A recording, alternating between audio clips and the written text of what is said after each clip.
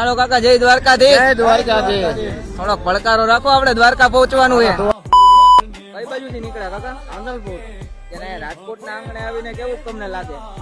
અમે જસદણ વિશ્યાસી આવી છીએ. આથાણે અમારું ગામ છે. અમે છીએ સુસરા. કેમ કે એટલો માન સન્માન આપે આપણને કે દ્વારકાધીશ નું નામ લઈને આપણને પરાણે બેસાડી દે. અમે આથાણી નીકળ્યા છીએ, નથુ બાપાના સંઘમાં આવીએ છીએ. આપણે આ સંઘમાં ટોટલ કેટલા જણા હશે? અમે નાથી 250 માણસો, 250-300 આવ્યો છો અને અહીંથી 1500-2000 માણસ થઈ જાય. અમે આવ્યા બોટાદથી ભાઈ. બોટાદ. બોટાદ સુવિધામાં ઠંડુ સૂકો નાસ્તો, રાત્રે સુવાની તથા જમવાની વ્યવસ્થા તથા કોઈ પણ વ્યક્તિને પગ દુખતા હોય મેડિસિનની ટોટલી બધી સુવિધા અહીં રાખેલ છે.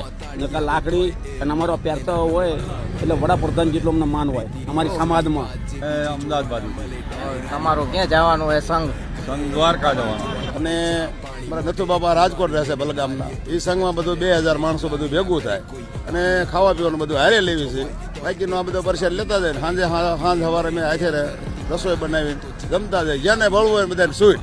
કોઈ એમ નહીં કે આ ભરવાડ જ છે. 18 વરણ આવે અને બધાને લેતું જવાનું. કોઈને કાંઈ કે ના નહીં પાડવાની. જમતા જાય ને રાજુ રહેતા જાય. 8-10 દિવસ પહોંચી જાય ને દ્વારકા ભગવાનને ધજા ચડાવીને પછી હવન છૂટા હવન ઘેરે વ્યા જાય. હા, દેશની જય.